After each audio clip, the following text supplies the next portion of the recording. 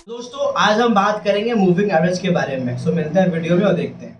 तो दोस्तों स्वागत है आपको आपके ही चैनल पे। आज हम बात करेंगे एक फेमस इंडिकेटर जिसका नाम है मूविंग एवरेज। मूविंग एवरेज क्या होता है? मूविंग एवरेज एक्चुअली में हमें मार्केट की एवरेज निकाल के देता है। यानी हम जिस मार्केट में ट्रेड कर रहे हैं, जिस कैंडल को हम जज कर रहे हैं, हम उस कैंडल्स की एवरेज को चेक कर पाते हैं कि हाँ नेक्स्ट मार्केट की मूव क्या होने वाली है। सो मूविंग एवरेज हमें यहाँ हेल्प करती है इस मार्केट को समझने में, उसकी ट्रेंड या सपोर्ट या मार्केट कहाँ से रिवर्सल लेने वाला है या फिर मार्केट में कहाँ से बुलिश एंड कहाँ से आपकी बेरिश पोजीशन आने वाली है। सो ये सब बहुत इंपॉर्टेंट होता है एज अ ट्रेडर के लिए कि अगर वो जान पाए समझ पाए तो वो मार्केट में सर्वाइव कर सकता है। सो ये जो इंडिकेटर है ना, इसकी एक्यूरेसी बहुत ज्यादा है। आपने शायद देखा होगा मोस्ट ऑफ जो ट्रेडर्स है मार्केट में वो मूविंग एवरेज को यूज करते हैं। सो हम बात करेंगे इसके बारे में, उससे भी जानते हैं कि कितने टाइप्स का होता है। एक्चुअली में मूविंग एवरेज बहुत टाइप का तो नहीं होता है, लेकिन जितने भी होते हैं हम उस पर बात कर लेते हैं, ठीक है।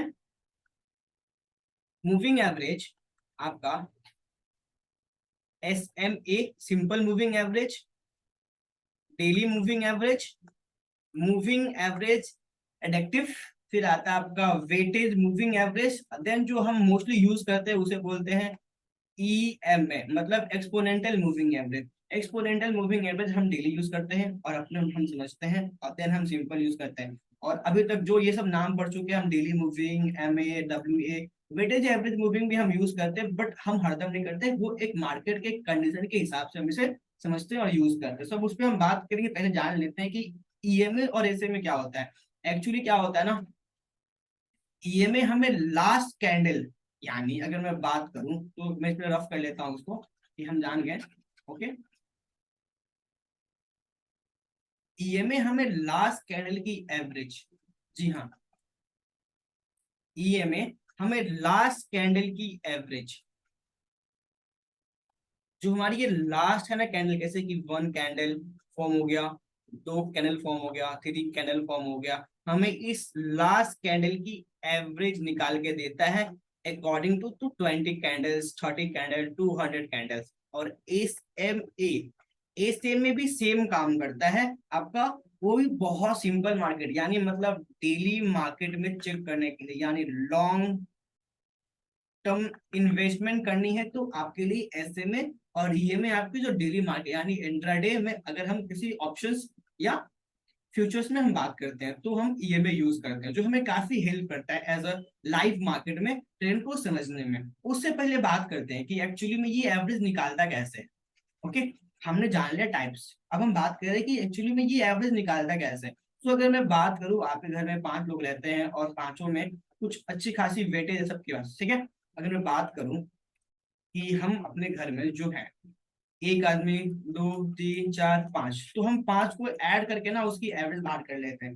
तो मूविंग एवरेज भी हमें इंडिकेट करती है कि 20 MA, 200 MA, यानी मतलब 200 MA को ये आपका एवरेज निकाल के देती है। यानी अगर मैं बात करूँ यहाँ से एक, दो, तीन, चार, यानी मान लीजिए यहाँ पे 100 कैंडल्स है। ओके, यहाँ से यहाँ पे लगे 100 कैंडल्स है, हमें इस 100 कैंडल्स की एवरेज निकाल के हमें मूविंग एवरेज शो कर देता है चार्ट पे। सो आप ये जो देख पा रहे हो ना, मैंने एक, दो, तीन लाल पीला जो लिया है, ये कोई रेनबो नहीं है, ये मूविंग एवरेज ही है। सो मैंने यहाँ पे बहुत डिफरेंट डिफरेंट मूविंग एवरेज लिया है। आप देखो सबसे दूर में है ये आपका 500 है, ये वाला आपका 200 है, ये आपका 100 है, देन 50, देन 21 एंड देन 9, ठीक है। तो ये क्या है ना, ये सारे पेयर्स है, 9, 21, 500, 50, 100। ये एक्चुअली मार्केट में अभी जिस हिसाब से हम चेक करते हैं समझते हैं ये है। इस पे बहुत सारी स्ट्रेटेजी भी है, सो हम नेक्स्ट वीडियो में बात करेंगे इसके बारे में। पहले जानते हैं कि इनमें होता क्या है। तो मैं आपको दिखाता हूँ इसकी जो भी लॉजिक है या जो हम ट्राई करते हैं, तो आप देख पाओ जो सबसे क्लोज है, जो ये 9 वाला है ना, ये कैंडल्स के आसपास घूम रहा है। मतलब क्या है कि ये हमें 9 की है ना, मतलब क्या है, बहुत जो बहुत पास में कैंडल है, तो 9 कैंडल्स की एवरेज हमें दे रहा है। जो दूर में है 21 है, ये क्या हमें 21 की कैंडल्स की एवरेज, मतलब 9 से 21 जा रहा है, तो ये गैप फिल कर रहा है ना। ओके, एग्जैक्टली सेम 21 से जा रहा है 50, तो ये गैप फिल कर रहा है।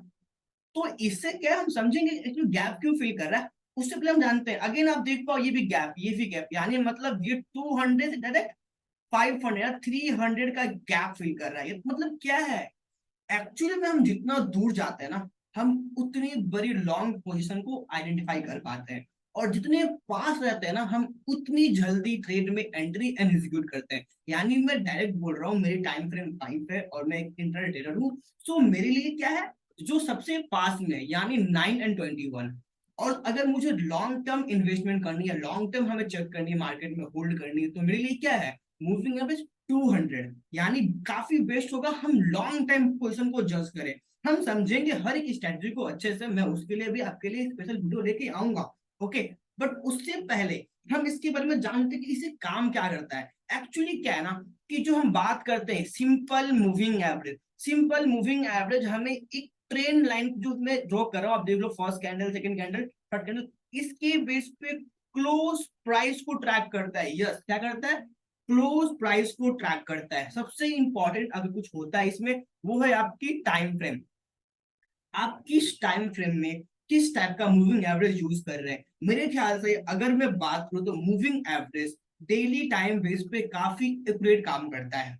जी हाँ, अगर मैं बात करूं डेली टाइम बेस के हिसाब से मूविंग एवरेज काफी एक्यूरेट काम करता है। या फिर आप 15 ले लीजिए, तो ये आपके लिए एग्जिट एंड एंट्री अच्छा वेरीफाई करता है। अगर मैं 5 की टाइम फ्रेम ले लूं, तो ये हमारे ट्रेड को एग्जीक्यूट करने में और एक छोट पोजीशन को होल्ड करने में हमें हेल्प करता है। या चाहे वो आपकी चाहे वो आपकी बुलिश हो या बेरिश हो। सो ये बहुत इंपॉर्टेंट है मूविंग एवरेज को समझने के लिए, कि एक्चुअली में मूविंग एवरेज हमारी हेल्प क्या करता है। हम बात करते हैं कि मूविंग एवरेज ये भी है कि हमारे जो लास्ट कैंडल है ना, हमें यहाँ पता नहीं अब हम नेक्स्ट मार्केट में क्या होने वाला है, हमें पता नहीं, हमारी ट्रेड चल रही है और ये लास्ट कैंडल है, अब आगे क्या होगा, हम कंफ्यूज हो रहे हैं कि अब क्या होगा, अब क्या होगा। तो हमें समझ में आता है कि अच्छा, ये जो क्रॉस ओवर कर रहा है ना, ये जो मेरी मूविंग एवरेज आ रही है, ये आपकी 7 की, ये 21 की है, जो क्रॉस करी, मतलब यहां से अगर डाउन साइड जा रही है, तो मार्केट में क्या होगा, बियरिश आने वाला है। अगर मैं देखूं ये मेरी आ रही है और मैं डाउन साइड से मेरे 721 को ब्रेक कर रहा है, यानी मतलब यहाँ से क्या है, बुलिश होने वाला है मार्केट, ओके। तो मूविंग एवरेज की जो गोल्डन क्रॉस ओवर है, हम वो भी समझेंगे। उससे रहने की इससे होता है क्या, हम एक पोजीशन को जज कर पाते हैं, ओके, कि नेक्स्ट मार्केट या नेक्स्ट कुछ देर में क्या होने वाला है। और एक चीज, मूविंग एवरेज हमें सपोर्ट एंड रेसिस्टेंट को भी समझने में काफी हेल्प करता है। हमें पता नहीं होता है, हमने मार्क कर लिया सपोर्ट रेसिस्टेंट, लो देखो यहाँ दिखाता हूँ मैंने यहाँ मार्क कर लिया, ओके, मैंने यहाँ मार्क कर लिया सपोर्ट रेसिस्टेंस, मेरे को पता नहीं है। बट मूविंग एवरेज भी हमें आके मेरे को यहाँ दिखा देगा, देख भाई यहाँ पे हम एक सपोर्ट रेसिस्टेंस ड्रॉ कर सकते हैं, आप देखो, ठीक है। जो यहाँ पे आपकी 200 की वाली जो कैंडल, ये वजह 50 वाली है, जो हमें यहाँ पे शो कर रहा है कि यहाँ पे जाके अगर इस लेवल पे कि मार्केट यहाँ सपोर्ट लेगा, तो वो काफी क्लियर है ये चीज समझने में और जानने में। बट मोस्टली अगर इंपॉर्टेंट कुछ है तो वो है टाइम फ्रेम। टाइम फ्रेम के हिसाब से आप इसको समझ सकते हैं, ओके। और एक बात, अगर आप एक स्कैल्पर्स हैं या स्विंग ट्रेडर्स हैं या लॉन्ग टर्म इन्वेस्ट करते हैं, तो अपने हिसाब से मूविंग एवरेज को डिजाइन करिए। मैंने बता दिया, अगर आप लॉन्ग टर्म इन्वेस्टर हो तो आपके 200 के ईएमएफ बेस्ट रहेगा। अगर आप शॉर्ट टर्म हो तो आप 5-9 के आप यूज कर सकते हैं, ठीक है। या फिर आप स्कैल्पर्स हो, तो आपके लिए सबसे बड़ी बात क्या है ना, कि जो स्कैल्पिंग करते हैं ना, जो स्कैल्पिंग करते हैं उनके लिए जो टाइम फ्रेम होता है 1 होता है। और उसके लिए अगर 1 की बात करूं, तो उनके लिए सबसे बेस्ट होता है 9। क्योंकि 9 क्या है ना, 9 बहुत क्लोज से कैंडल्स की प्राइस को ट्रैक कर पाता है। और हम जब 1 मिनट की कैंडल्स यूज करते हैं, तो 9 की जो ईएमए होती है वो काफी अच्छा होता है और काफी वेरी करता है, ओके।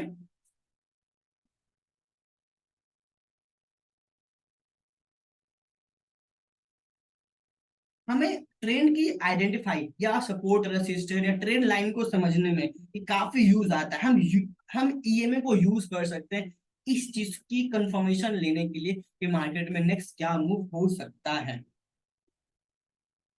तो चलते हैं, हम थोड़ा देखते हैं कि इसे कैसे सेट करते हैं। उससे पहले मैं दिखा दूं, देखो मैंने ऑलरेडी यहाँ पे ले रखा था आप लोग के लिए, यहाँ पे ईएमए आप यहाँ देख पा रहे हो, 21 की ईएमए यहाँ पे, 21, 50, 100, 200, 500, 9, ये सारे जितने थे ना। और देखो यहाँ पे कलर दिख रहा है, मैंने ऑलमोस्ट यहाँ कलर भी चूज कर रखा था यहाँ के लिए।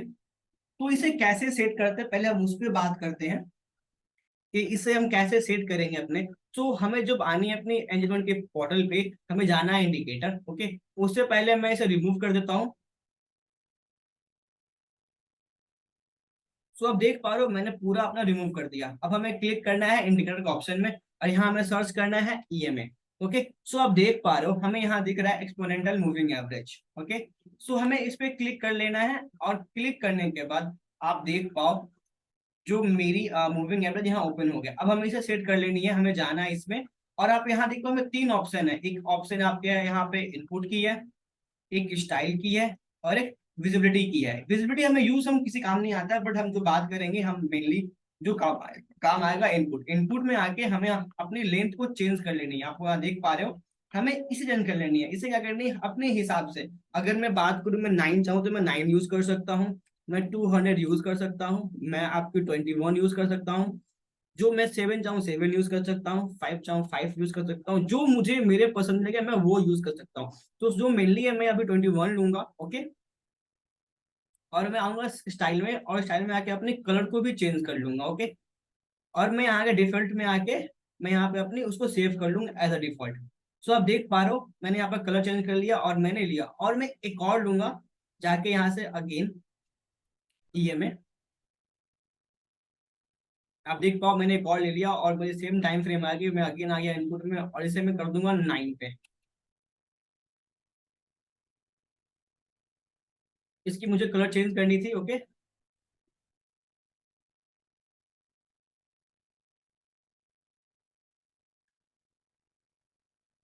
तो आप देख पा रहे हो मैंने ऑलरेडी यहाँ पे कलर चेंज कर लिया और हर एक टाइम फ्रेम मैंने ऑलमोस्ट यहाँ चेंज कर लिया है आपके लिए।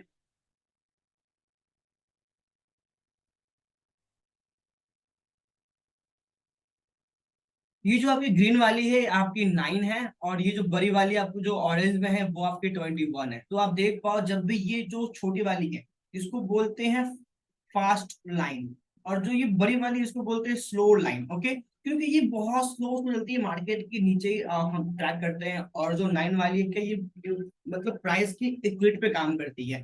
तो आप देख पाओ ये प्राइस चिपका हुआ है यहाँ पे कैंडल से, और ये मूव जब भी इसे क्रॉस ओवर कर रहा है मतलब इस जगह पे, यानी हमें यहाँ से क्या मिल रहा है बियरिश। आप देखो यहाँ पे दिख रहा है मतलब 7 वाला 21 को कट कर रहा है। ओके, अगर बात करूं ये रहा 21 और 7 कट कर रहा है तो यहाँ से हमें बेयरिश मूवमेंट मिल रही है। आप देख पाओ, ठीक है। और यहाँ पूरा मार्केट उस लेवल पे रहा, अगेन हमें कोई क्रॉस ओवर नहीं दिखा। अगेन यहाँ पे क्या हुआ कि हमें 21 को 7 डाउन से कट कर रहा है, ठीक है, बिलो द 21 कट कर रहा है, यानी हमें यहाँ से क्या मिल रहा है बुलिश। ओके, आगे देख लेते हो सर।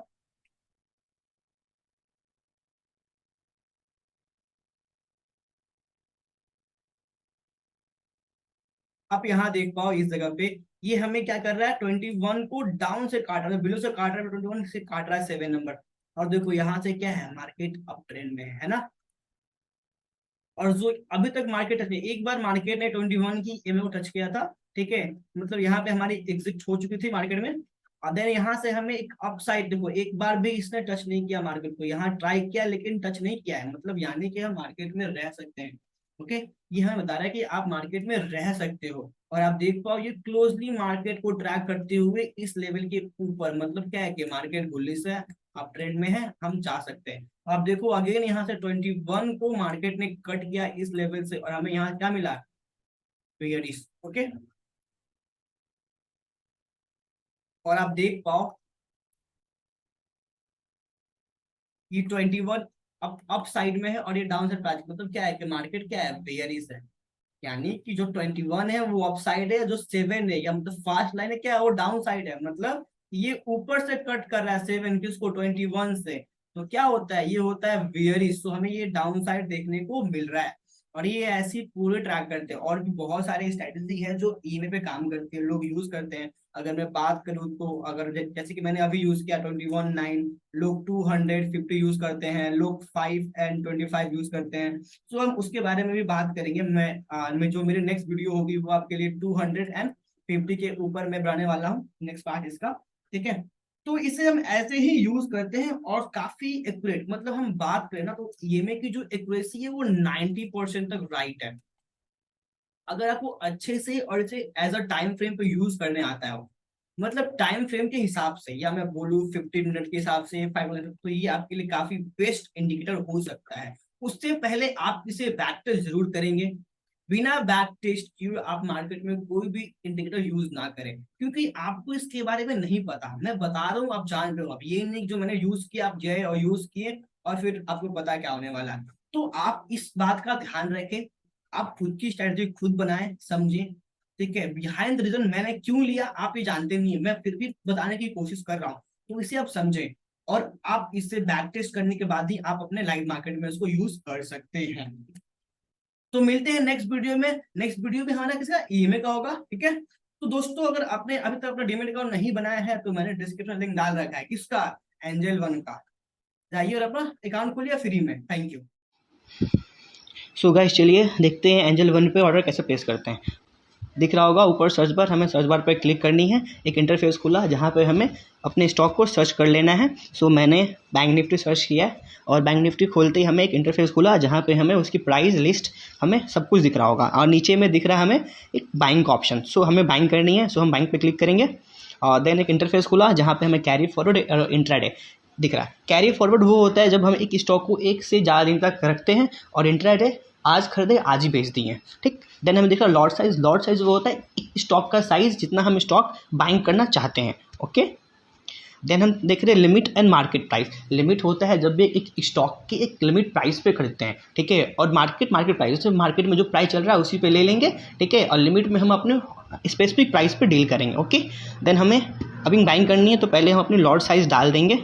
ठीक, हमें प्राइस दिख रहा है, देन इसे बाइंग पे क्लिक करेंगे और इसे हम कंफर्म करेंगे। Okay, thank you so much.